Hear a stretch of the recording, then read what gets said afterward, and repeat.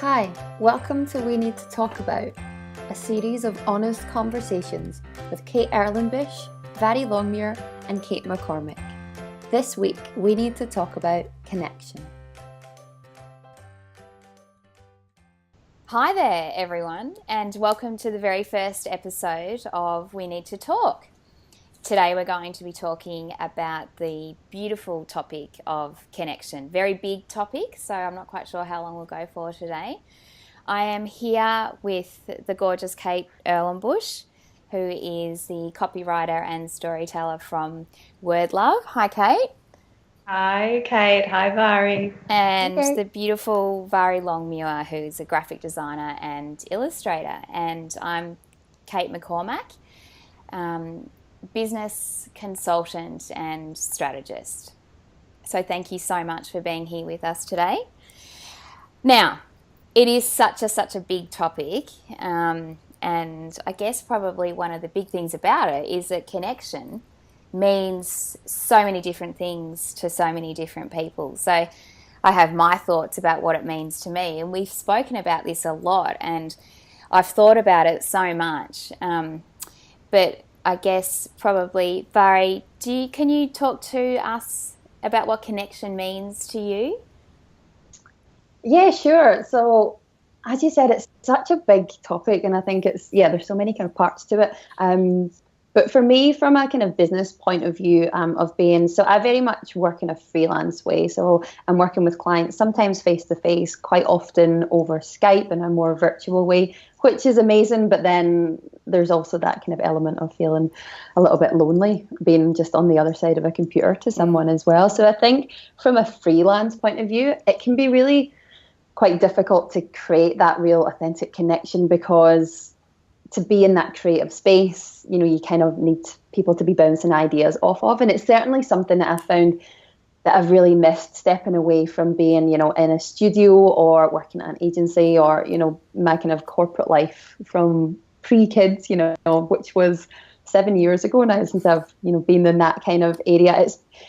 It's really hard to kind of develop some of those connections, and there's problems that come with, being solely on that online space. So yeah, I'm excited to hear what you girls have got to say about it as well today, because I think I need some help with it. So Yeah. I'd love to hear what you guys think about it. But yeah, certainly for me, being able to connect with clients in that way, and also being able to connect with other business people and other creatives, and just have that sense of community around you is just so important, because it can be really isolating, just sitting plodding away on our own. And whilst it's great to have the freedom, it sometimes can get a bit lonely, I think.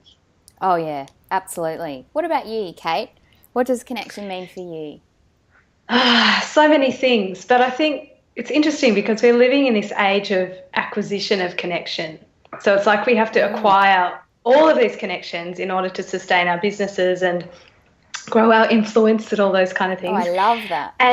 And yet there's this problem or opportunity of breadth, but then there's also this seeking of depth, or at least for myself, it's like I want these deep connections. And then I can't seem to sustain this breadth of deep connections. And I actually had this feeling the other day where I was requested connection from LinkedIn. It's not unusual, like that's what we do. And I started to go, oh no, not another connection. Yes. Like I can't keep up.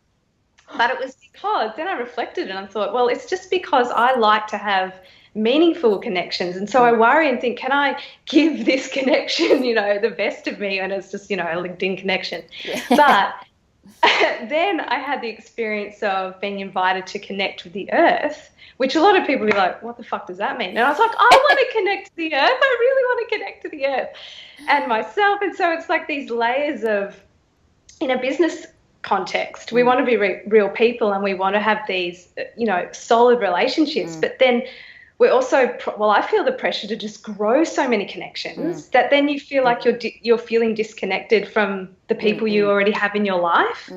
Maybe I'm getting too deep with it, but I mean, I got to that point where it's like I've got too many friends, I can't keep up.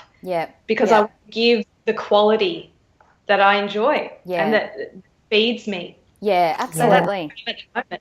And you know what, actually, that's a really big thing for me. The more I thought about this, what it actually means to me is I've learnt in the last couple of years, since I've been working at home, that connection to me is really not about that online space. Yes, that there's building your network, but that I don't really feel that connected unless I'm connecting with someone on a much more personal level. And you can do that online in a one-on-one. I work with a lot of my clients and I certainly feel connected to them by Skype. But that offline, but just that one-on-one is really where I start to feel connected. And yeah, and it's just so interesting to have become aware of that in myself, because at first when I was building all these really big networks, I was like, oh my God, I'm so connected, this is awesome. And then all of a sudden I was thinking, I don't actually really feel that connected. I feel quite isolated. I feel a lot of the time like I'm on my own. And I'm such a big one for saying to people, reminding them, you're not on your own, you need to reach out. But physically being on my own makes me feel disconnected, and I know that's not the same for everyone, but that reaching out in those online networks doesn't actually make me feel that connected. And so going forward, somehow I need to overcome that. But yeah, it's definitely that personal connection that comes from something inside me to the other person. And I didn't really think I was that like that. I thought I was a bit more superficial. No, that's not true.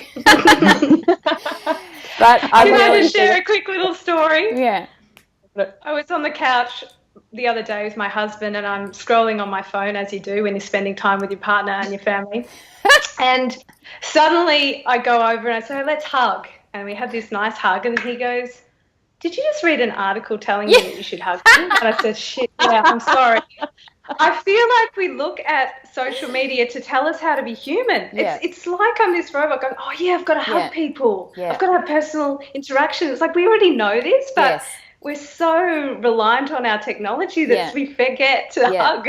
Yeah, absolutely. So true.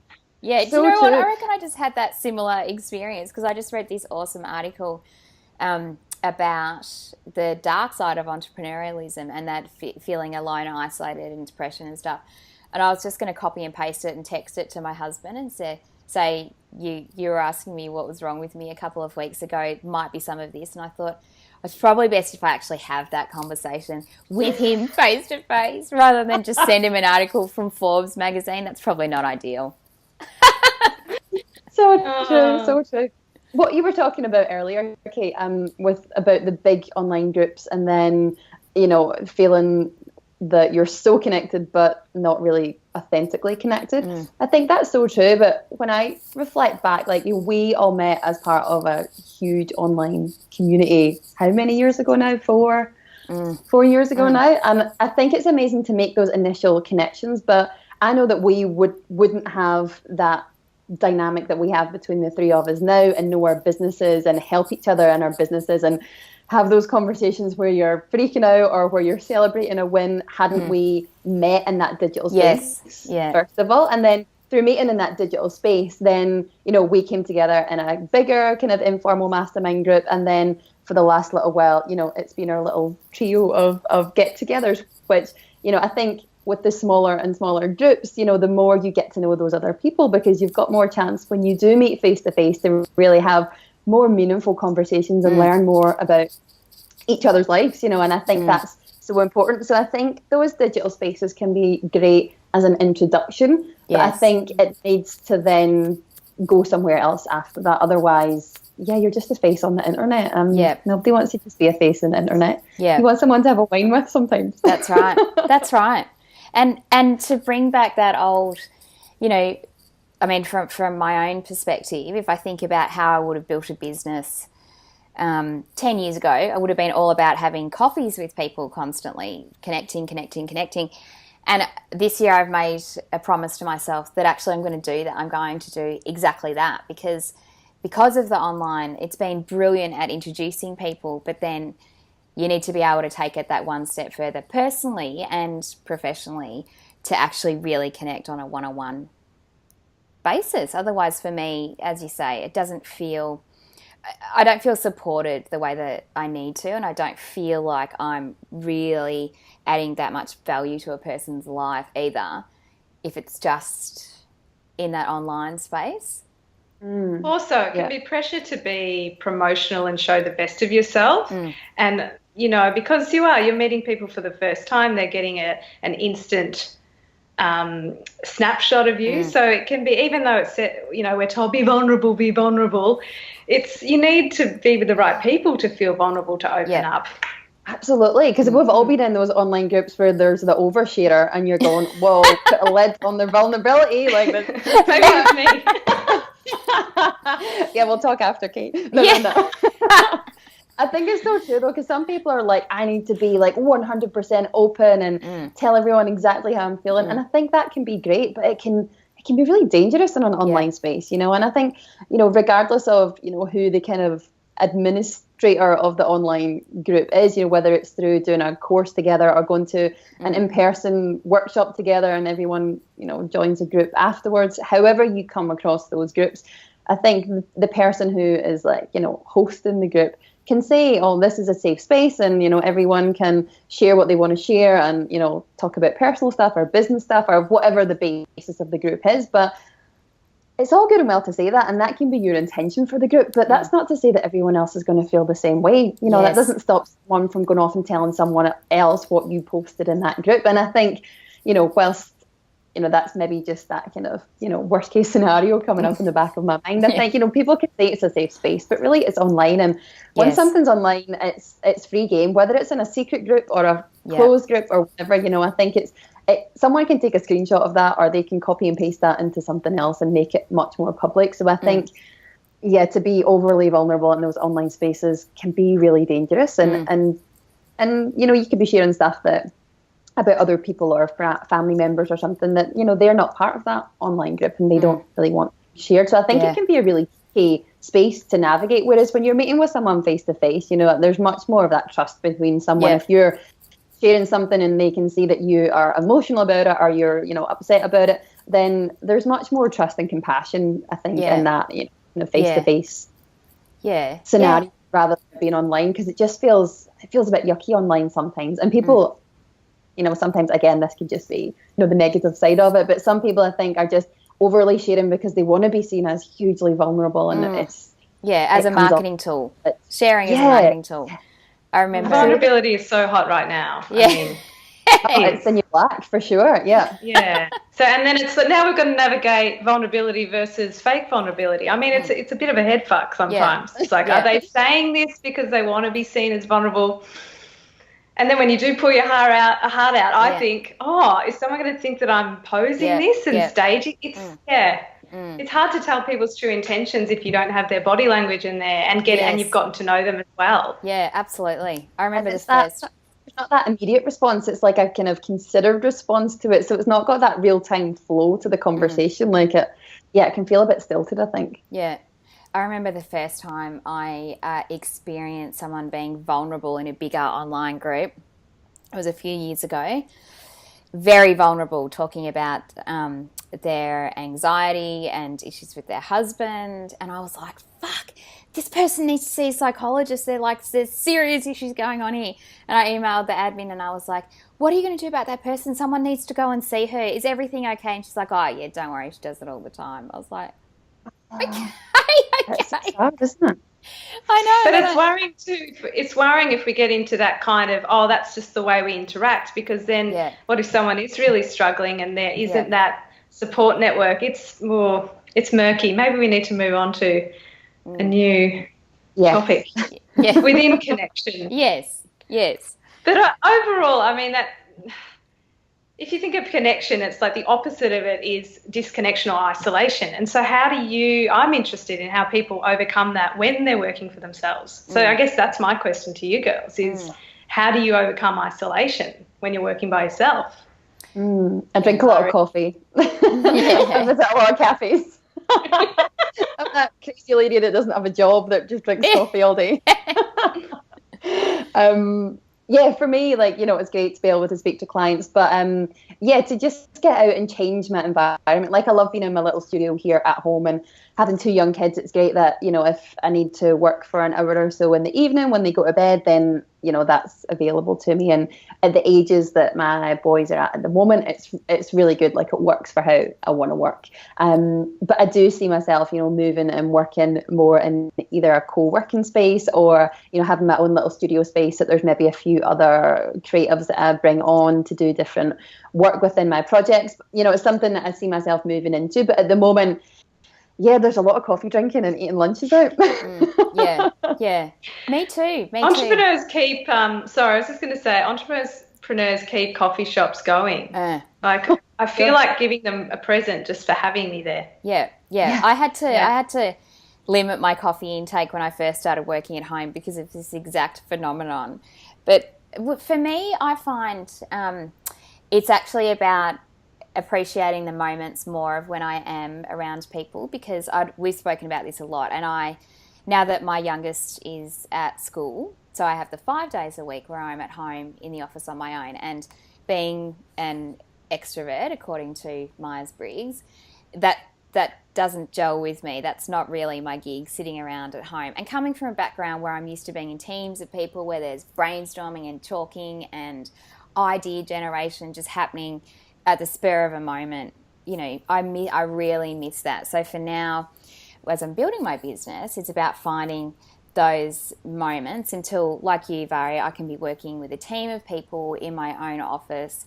I'll be looking soon at working in co-working spaces. But I just appreciate, this year I've learnt to appreciate the moments when I am connecting, and I never thought that I would be like this. So, for example, staying at my youngest or my oldest son's basketball training instead of doing the drop-off, so that I can actually have a conversation with one of the mums or dads.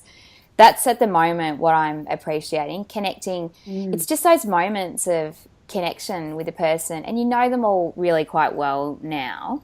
And, you know, yes, the coffees, and also getting out and exercising for me during the day has become a big way where I've stopped that feeling of isolation that was growing and growing, that kind of intensity of working at home on my own, going for a run at lunchtime or yoga.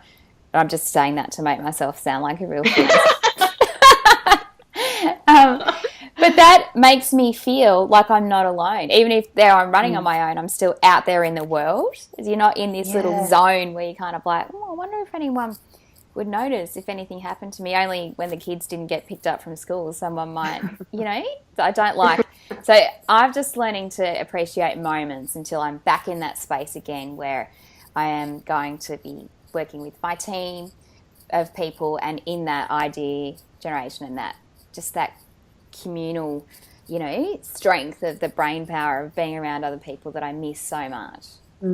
Yeah, I totally agree with that as well. And, you know, I know there's been times where, especially if I've got quite a lot of projects on at the one time and, you know, some are finishing up and we might be in the middle of others, and then I've got a few new client calls with other new clients.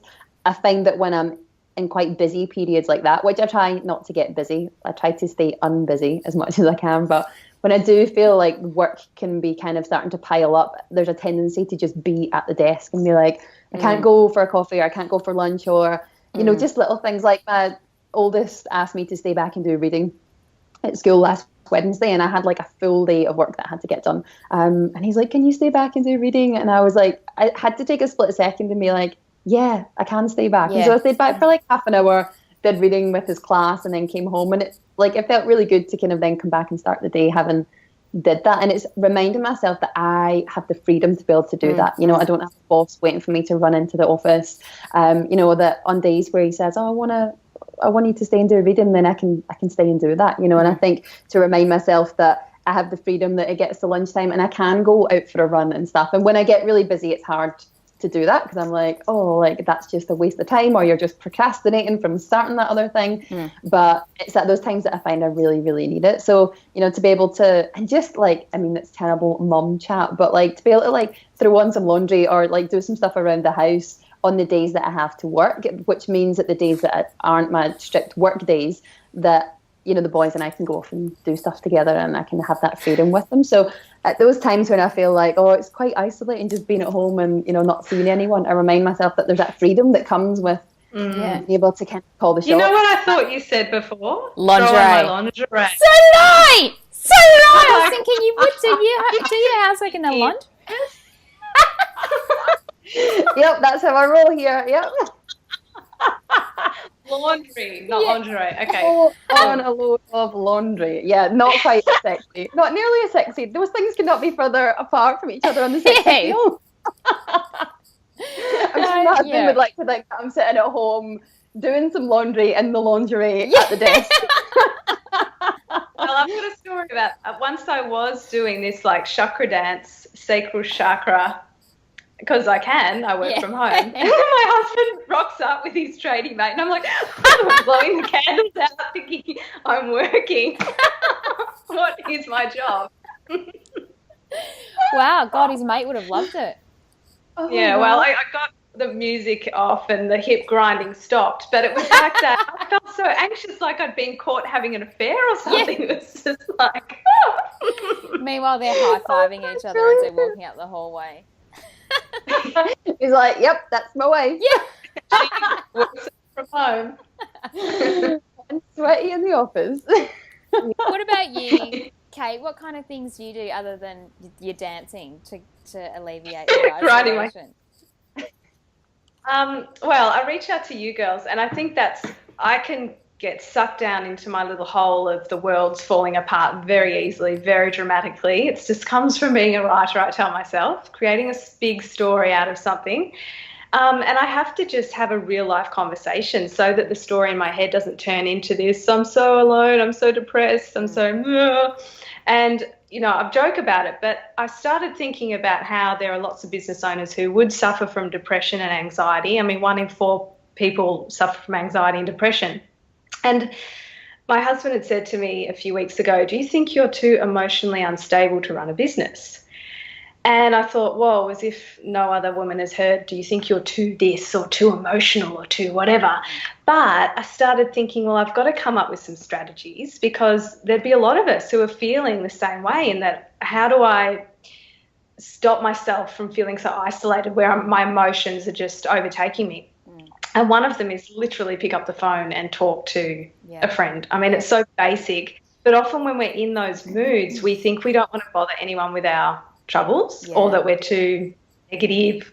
So I think for me, it's just having that Basic people to trust that you trust, rather than going on and venting on Facebook or needing that immediate kind of validation that's public, but having a real conversation with someone you trust, or just walking down the street and chatting with the the coffee guy or the mailbox or the just chit chat to get you out of that. Yeah. And that feeling of not physically being alone too, I think that's a big one for me. Just taking yourself out of that space of sitting on your own. It seems so simple, but that does help. That helps me. Well, we're meant to. Like, I read an internet article about all this connection stuff and told my mum, oh, do you know that if you text someone, they won't feel anything, but if you actually call someone or speak to them face to face, like, they'll feel better. It's been psychologically proven. And she's like, Kate, of course. Hello. Yes. It's not this new concept, but we just forget all the time that sending a text message isn't the same as going and sitting near people and having their energy around you. Yeah. It's so true. Like, I watched this video on Facebook the other day there when I was not doing work and procrastinating. I needed some connections. I watched some crappy Facebook video and it was this comedian standing up there talking about how it's so different, now from 10 years ago if someone came to your front door, whereas before it would have been like, switch the television off, someone's at the door, like they would have been welcomed in, your mum would have had a special cake in the pantry. It was only for when people just dropped by. And someone had just dropped by to be like, hi, how you doing? Just thought I'd come see how you and the kids are. Yeah. And they'd be welcomed in and they'd have a drink or a cup of tea and it would be lovely. It'd be like, don't you dare turn the TV on. And we've got company. Whereas now someone comes to the door and it's like everyone drops to the floor, like, do not go near the door. Don't let them know we're here. Don't switch the light on, like mum's army crawling into the kitchen. Like, it's so true. Like, and I think it's the same like when your phone, like your house phone rings. Like, we don't even have a house phone anymore. But we don't know. I remember being a kid, like the house phone would ring, and like between my brother and sister and I, like everyone would dive to answer it first because you wanted it to be like your mate on the phone, you know. Yep. Whereas now it's like it rings and you're like to the kids, don't pick it up, don't. Yeah, absolutely. It's like we've become so connected digitally that like we're almost anxious when it comes to like speaking to people on the phone. Like, no, that's really scary. That's so true. So true. Yeah, we're hyper connected. That must be my fear of the LinkedIn. Like it's linked. Is it LinkedIn? LinkedIn? LinkedIn. I think it's LinkedIn. LinkedIn. I can't even pronounce it. It scares me so much. But yeah, that's it. It's that fear of like normal connection or unease. Do you feel, maybe not because I'm a bit weirder than you two, but I felt like I was losing my social skills after working for myself for a while. Oh, totally. Yeah. Like I go to a party and couldn't like converse normally.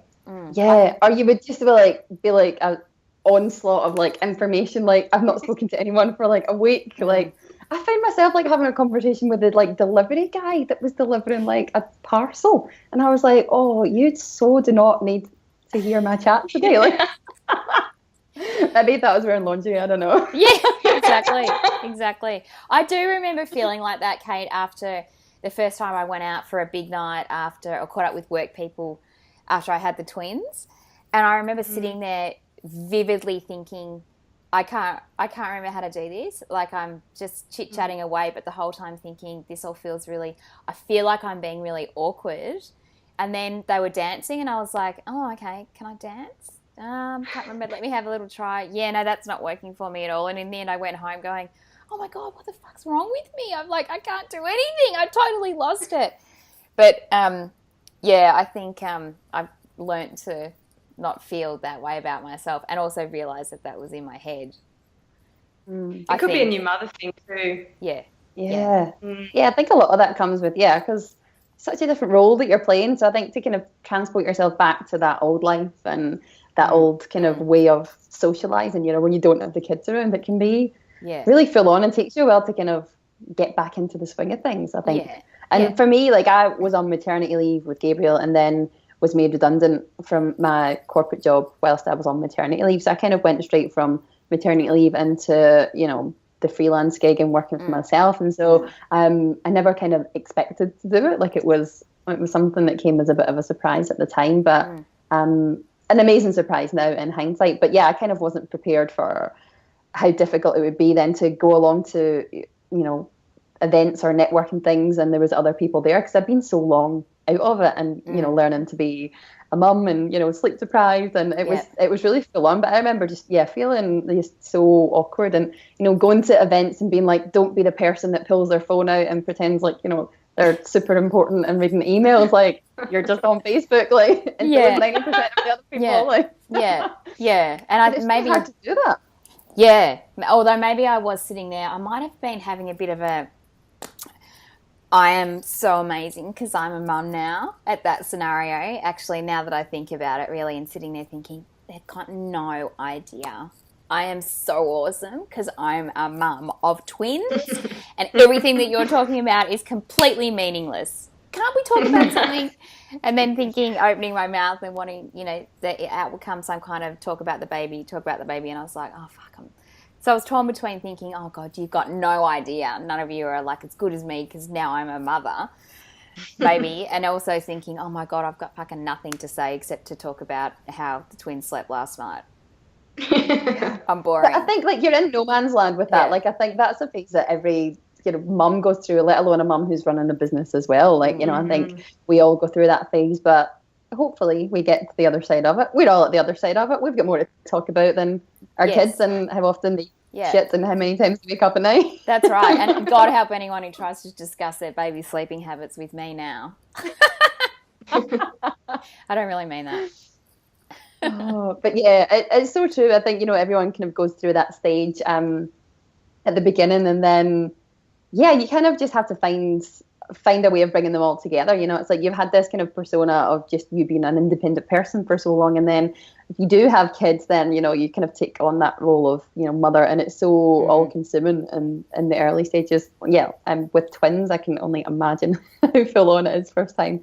And then to kind of try and bring those two parts of you together again and find a place that you can kind of be that mum but also have that independence as well. I think is so important. And so few women, there's quite a lot of women who don't manage to do it. Like they feel like really kind of not stuck in mum mode, because it's it's a beautiful place to be, but they often find it difficult to find that independence again, and that I think we were having a chat about this a few weeks ago when I look back at my mum's generation. Like my mum just turned 59 yesterday, and when I look back to when she was a mum and working, she was a hairdresser, and so she worked freelance as a hairdresser and had us 3 kids at home, and then she stopped working and she just looked after us by the time we had all the shuttling about of sports things to go to, and it's such a different time compared to that we're in now, and the opportunities that we have. From a connection point of view, my mum would have just been connected to very few people, but probably had more meaningful relationships with those few core people, because they would all have been local to where she was. Not everyone was working the way that we're all working now, so I think it's a very different thing. But just the opportunities that we have to be able to still have a vision for what we want to do ourselves in our life that's separate from our kids and separate from our family, I think is such a big thing. Because looking back at my mum, she kind of, I think after becoming a mum, that then just became her main job, and that was what she did, and we're thankful that she was there to look after us, especially when we were really young kids, and be at home with us. But she kind of gave up on any hopes or aspirations she had for herself back then, and so I think I feel really lucky that we are in a space now that we can kind of do both of those things. There's always going to be a bit of give and take with it, and you can't have it all the time, but I think there's ways to make it work. And on both sides still have that kind of independence and that sense of your own self and what you want personally, but also have that other side of being a mother and being the giver as well. So I think there's that balance that I know I struggle to make all the time, but I think we're fortunate enough that we are given that opportunity now. Yeah, absolutely. That's a massive topic. So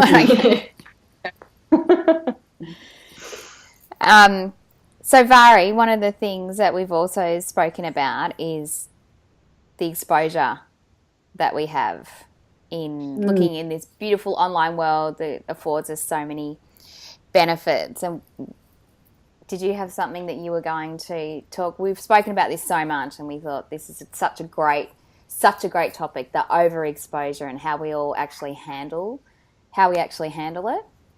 Yeah, because I know for me, I've struggled. I've kind of flitted, back and forth with the online group thing. And I think from a business point of view, what I've really struggled with is if things haven't been going as I'd hoped in my business, or I wasn't quite as far along as I hoped I would be at that time, when we do our quarterly or half year reviews, or, those times when it gets towards the end of the year and we're reflecting on, how the year's been and what we're going to be doing next year.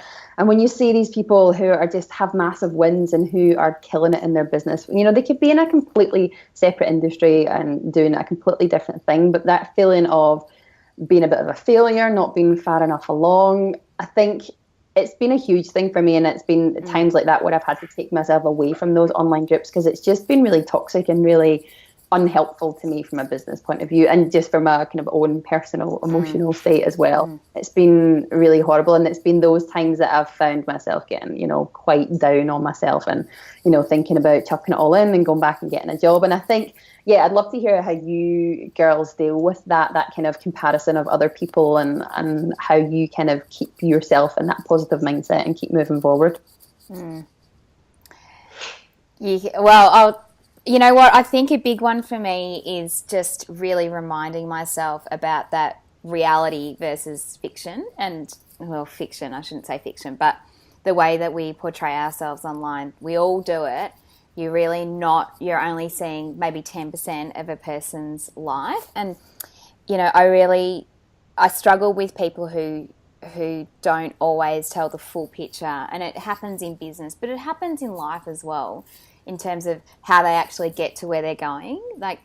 And that doesn't mean that you have to share the struggles. But for example, there's, women who don't talk about the help that they get from partners and husbands, and therefore give out that perception that they're doing all of this while they're raising 3 children on one arm, and they're not getting any help. Where I love women who are always talking about the help that they get, But for me, and I used to get really fired up about that. Well, you should be telling people, the truth about this. And then I think, well, really, I guess probably they don't have to. It's up to me how I respond to it. And so I've learnt now to, same as what you said, Barry, to pull away from groups or stop following individuals who are firing me up, because it's my thing. I get it.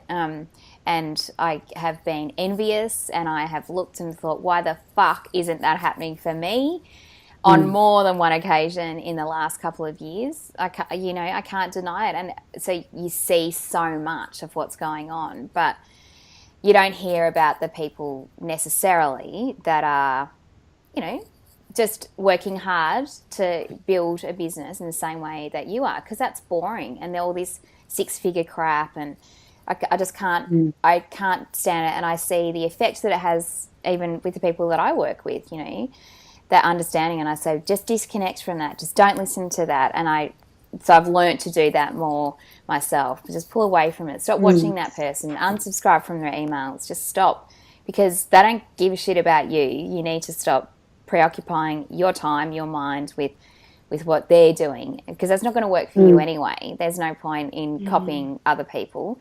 Yes, you can learn lessons from great success, but copying someone is different. And yeah, it is about just the reality check for myself, like saying to myself, just stop doing this. And if I can't do that, then pulling away from it, because you can shut all of it off when you need to. Yeah. It's funny just when you say that about, unsubscribing and unfollowing them. I had a scenario where there was one person a beautiful person, had an amazing business, and it was just, pushing all the wrong buttons for me. And I just was like becoming obsessive. So I unfollowed. And then later when I felt, in a better place myself, then I refollowed. And it was someone that I knew quite well from my kind of business point of view. And they actually sent me a message to say, oh, hey, how's things going? There might be something weird going on with Instagram at the moment, but it looks like you're following me like numerous times. And I was just like, oh, God.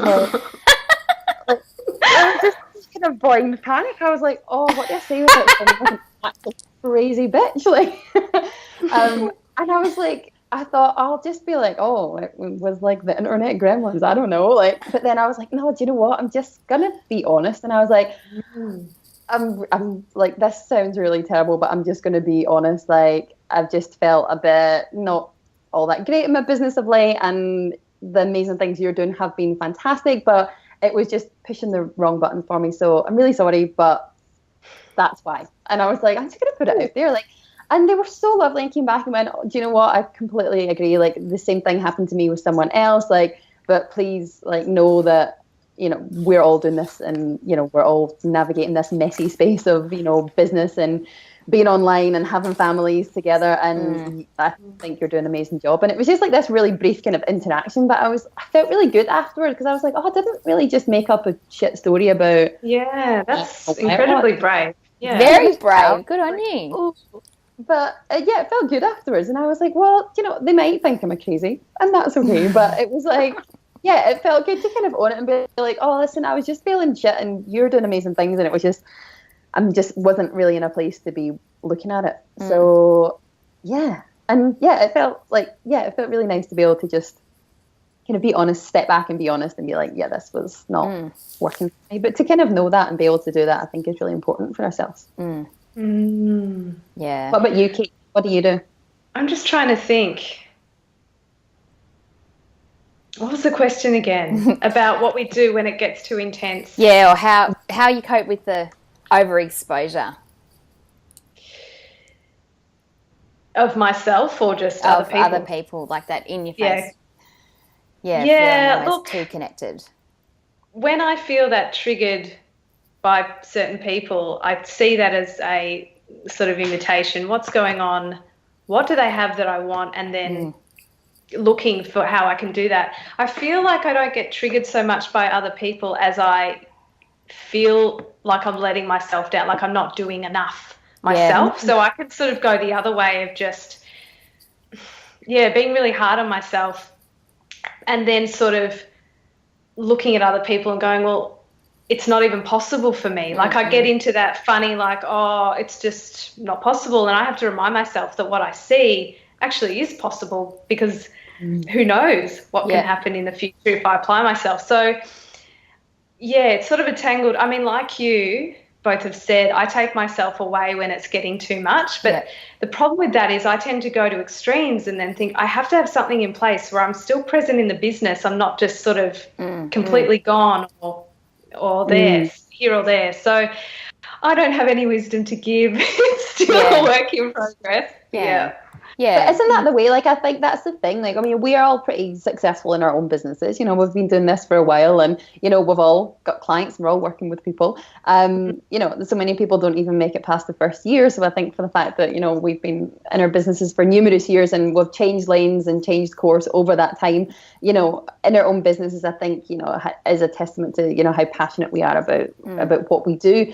But I think the thing is that the thing that I need to remind myself about all the time is that this is going to happen no matter where you are in your business. You know, and we're looking at those people online going, oh, if only I could get that many followers or that many subscribers or that many clients, then life would be super duper rosy and we'd all be happy. But those people are dealing with other insecurities about other things. And it's like that whole, you know, no matter what stage you're at in your business, you know, there's people that are looking at businesses like ours thinking, oh, you know, life will be rosy when my business looks like that. And then, you know, we're always looking ahead. And I think just to be kind of happy with where you're at the moment, knowing that you will still have shit days when you are at that place that you want to get going to, you know, and it might be even fuller, you know, more full on than it is at the moment. And I think it's that whole idea of, you know, kind of being where your feet are, like being present and being like, you know, maybe my business is at this stage at this time for a reason that I might not realize for a long time down the track. But and gratitude is such a... Sorry. No, I was just saying gratitude. Oh, sorry, go on. Talking over the top of your friends is really good. No, gratitude is such a simple shift, like to be grateful of where I am right now and everything that I have in the life of my business, in my life, just switches you on to what you do have. It's like that simple, what am I grateful for? And you can see it. I had a bit of a situation, it's just come into my mind, where someone wrote to me and said, oh, you're on my vision board, I want to work with you. And I was like, I'm on someone's vision board. That's awesome. It was really, and that was kind of like, we don't know who we're inspiring. Yeah. Just like people that we look up to, they don't know that we're, unless we write to them or we let them know, but they won't know that we're looking at them and so inspired. So that was really humbling to go, we're inspiring each other in everything that we do. Yeah, absolutely. And on that note about the gratitude thing, like that's something that I've did for a long time, and every night I would go to bed and write my gratitude list of the things that I was grateful for. But what I've actually started doing, and I'm sure it was some online guru who told me to do it, I can't quite remember who it was now, but in the morning writing 3 specific things that I've been grateful for in the last 24 hours. Because I found myself getting into the rut of like, oh, I'm grateful for my family, I'm grateful for my husband, I'm grateful for my clients. Like it was just like Groundhog Day of the gratitude list. Like I'm not really feeling this at all. Like, and so that's been a really like fun thing for me to do. So like while I'm having my coffee in the morning and trying to make school lunches and find a pair of underwear for one and socks for the other, and like it's just like 3 things from the last 24 hours, and it can like little things that come up that surprise me. So that's something that kind of keeps me on track kind of every day and keeps me kind of more connected to what I'm doing in my business and where I want to go with it, and what's kind of lighting me up and making me happy in the moment. Because I think we can get down on ourselves and life's actually kind of sweet in so many ways. So I think just, absolutely. Being more playful with it, I think can help pull you out that rut and make you feel a bit lighter about the whole thing. Yeah, absolutely. And I think, you know, one of the other things too is we talk about being overexposed, but I am so grateful for the networks, the online world now, because I don't know if I would have been able to actually stick it out and build my business the way that I have in a different world. So I am grateful for that. But one of the things that we forget too is, you know, there was a while about 12 months ago where all these people were saying, I'm going off Facebook, I'm not doing it, I'm just, but what always struck me about it was that people were acting like it was out of their control, that actually Facebook had taken over their entire body and mind and was infiltrating their lives and they could do nothing about it. And so I used to say to people, but, you know, you use these things to your advantage on a personal level, from a business building perspective. You know, it's great I had a reunion with my cousins yesterday. Now, there were people in that room that I may not have recognised had I not been connected to them on Facebook. And I know things about their lives and important things about their lives. And so the catch-up was amazing. It was really good. We got to, you know, great conversations really quickly, and I love that. So that there's so many positive things about it, and just, that's the thing. I have to remind myself, I've got control over what I do. I don't have to go to bed and then 3 hours later still be scrolling through Instagram. That's my choice to do that. And if I feel overwhelmed by that, then that was totally my choice.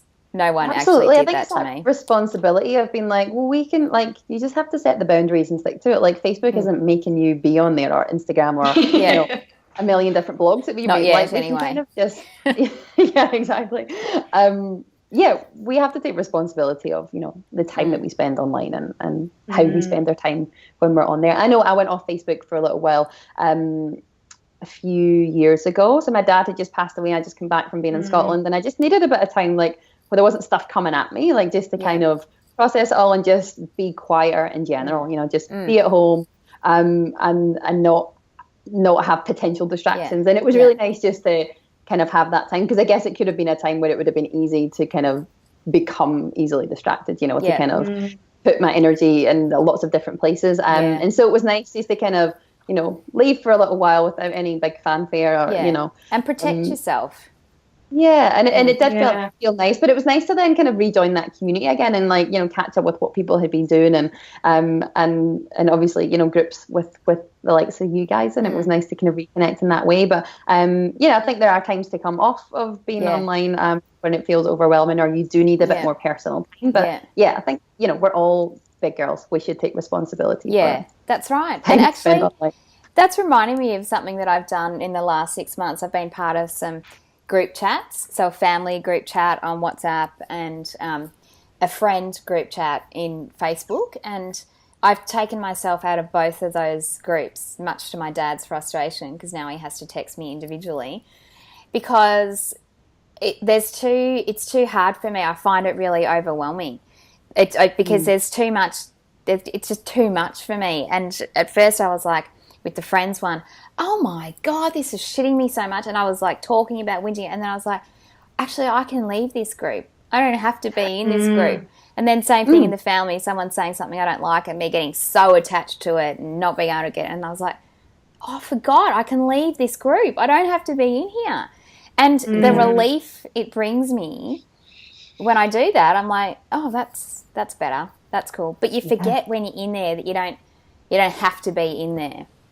Yes, choice and gratitude. They're like our 2 key points. Yeah.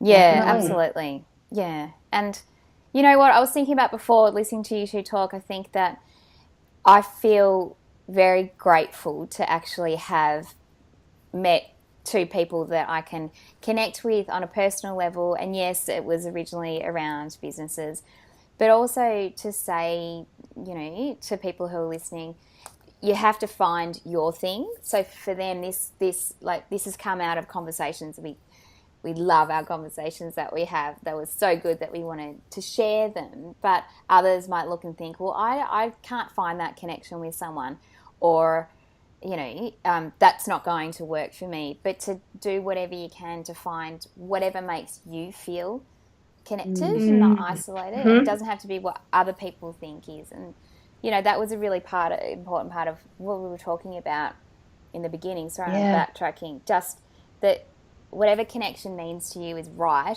and to find whatever makes you feel good and feel connected and not isolated is a really... And I love that's what we're doing with these conversations, you know, and I found myself listening to endless podcasts, and it was, you know, how to this and how to do that. And, you know, again, it was just information overload and made you feel shit about all the things that you weren't doing in your business or whatever, you know.